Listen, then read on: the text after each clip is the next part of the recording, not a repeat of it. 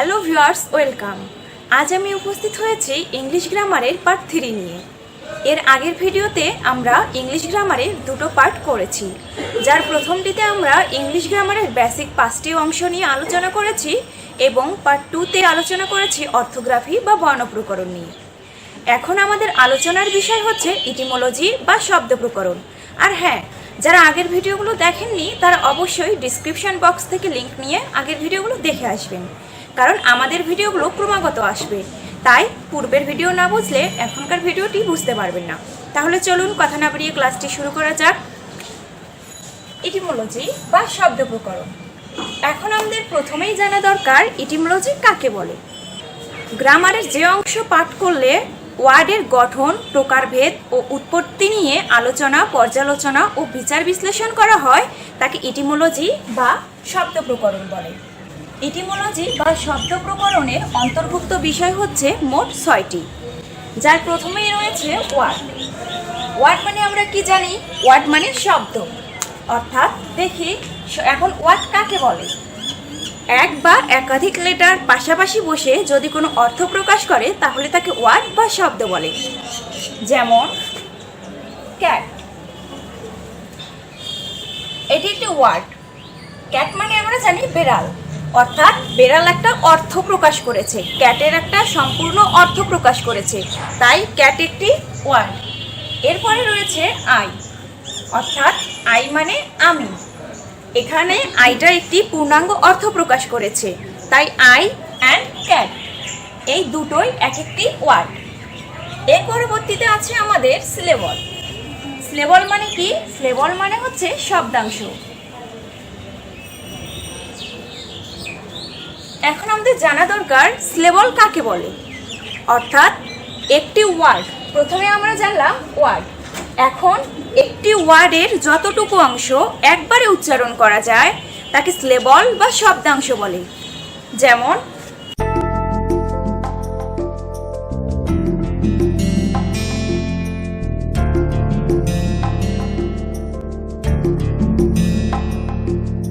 আমরা এগুলো নিয়ে বিস্তারিত আরো পরের ভিডিওতে জানব। এর পরবর্তীতে আছে নাম্বার।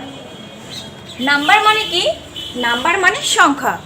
অর্থাৎ যে ওয়ার্ড কোনো নাউন বা প্রোনাউনের সংখ্যা বোঝায় তাকে নাম্বার বলে, নাম্বার বা সংখ্যা বলে। নাম্বার রয়েছে দুই প্রকার, সিঙ্গুলার নাম্বার এবং প্লুরাল নাম্বার। সিঙ্গুলার নাম্বার মানে হচ্ছে একবচন, অর্থাৎ যে ওয়ার্ডগুলো শুধুমাত্র একটি ব্যক্তি বা বস্তুকে নির্দেশ করে সেগুলোকে সিঙ্গুলার নাম্বার বলে। যেমন সিঙ্গুলার নাম্বারের উদাহরণ হিসেবে আমরা লিখতে পারি ম্যান। ম্যান মানে হচ্ছে মানুষ, অর্থাৎ সুনির্দিষ্টভাবে একজন মানুষকেই বোঝাচ্ছে ম্যান দ্বারা। কিন্তু আমরা যদি প্লুরাল করি তাহলে ম্যান কিন্তু আর ম্যান থাকবে না, ম্যান হয়ে যাবে মেন, অর্থাৎ মেন মানে মানুষগুলো। তাহলে ম্যান হচ্ছে সিঙ্গুলার, মেন হচ্ছে প্লুরাল।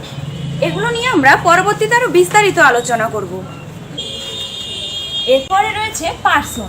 পার্সন মানে ব্যক্তি। পার্সন কাকে বলে? বিভিন্ন সেন্টেন্সে ভার্বের ভিন্ন ভিন্ন সাবজেক্ট বা কর্তাকে পার্সন বলে।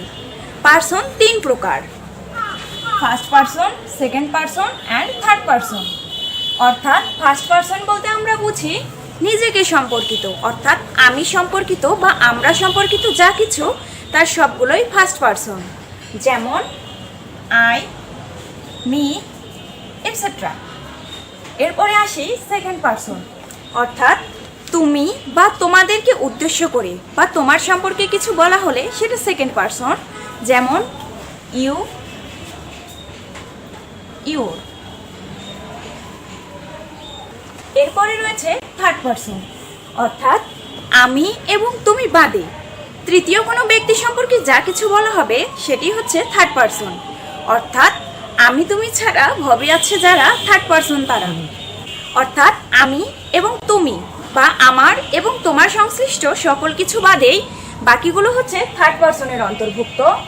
যেমন যে উপস্থিত নেই আমরা যদি তার সম্পর্কে কিছু বলি তাহলে সে থার্ড পার্সন। যেমন হি, শি, রহিম, এটসেট্রা। এগুলো সবই যাবে থার্ড পার্সনে। এর আরও বিস্তারিত আলোচনা রয়েছে, যেগুলো আমরা পরে জানবো। আজকের ভিডিওতে শুধু এটুকুই।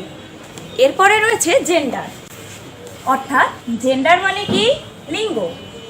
যে ওয়ার্ড দ্বারা কোনো নাউন বা প্রোনাউনের স্ত্রী জাতি, পুরুষ জাতি, উভয় জাতি বা অচেতন পদার্থকে বোঝায় তাকে জেন্ডার বা লিঙ্গ বলে।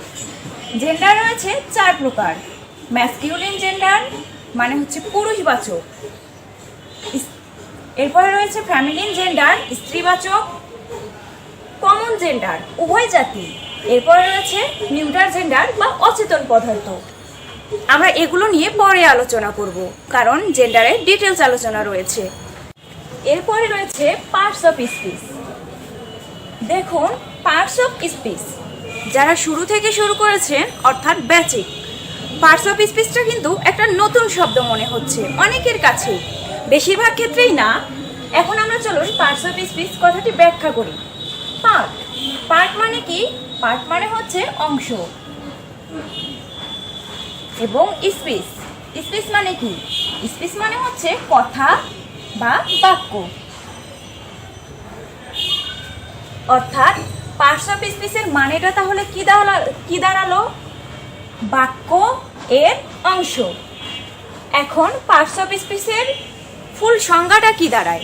পার্টস অফ স্পিচের সংজ্ঞাটি হচ্ছে বাক্যে ব্যবহৃত প্রত্যেকটি অর্থবোধক ওয়ার্ড বা শব্দকে এক একটি পার্টস অফ স্পিচ বলে। তাহলে আমাদের এখানে দুটো শর্ত রয়েছে। প্রথম শর্তটি হচ্ছে অর্থবোধক শব্দ।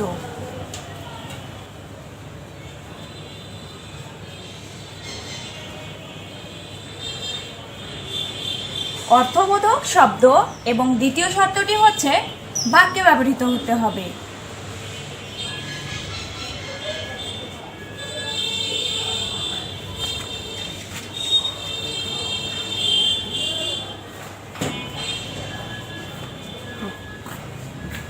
তাহলে সংজ্ঞা অনুযায়ী পার্টস অফ স্পিচের শর্ত দাঁড়াচ্ছে দুইটা।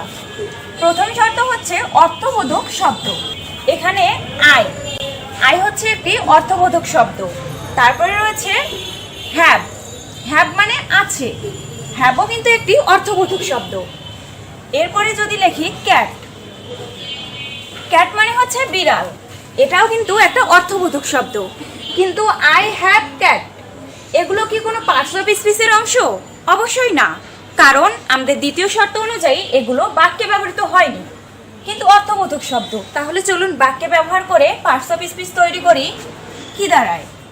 আই হ্যাভ আ ক্যাট, অর্থাৎ আমার একটি বিড়াল আছে। আই হ্যাভ আ ক্যাট, আমার একটি বিড়াল আছে। তাহলে এখানে সম্পূর্ণরূপে অর্থবোধক শব্দ দ্বারা একটি বাক্য তৈরি হলো, আই হ্যাভ এ ক্যাট। তাহলে আমরা এই ক্ষেত্রে আইটাকে বলতে পারবো একটা পার্টস অফ স্পিচ, হ্যাভটা একটা পার্টস অফ স্পিচ, ক্যাটটা আরেকটা parts of speech. Parts of স্পিচের আলাদা আলাদা ক্লাসিফিকেশন রয়েছে অবশ্যই। হ্যাঁ ভিউয়ার্স, ক্লাসিফিকেশন তো অবশ্যই রয়েছে, কিন্তু সেগুলো আমরা এই ভিডিওতে না, এর পরবর্তী ভিডিওতে আলোচনা করব। আর এর পরের ভিডিওগুলো সবার আগে পাওয়ার জন্য যারা এখনো চ্যানেলটি সাবস্ক্রাইব করেননি, তারা চ্যানেলটি সাবস্ক্রাইব করে পাশে থাকা বেল বাটনটি অন করে দিন। আজ এ পর্যন্তই, ধন্যবাদ। আসসালামু আলাইকুম।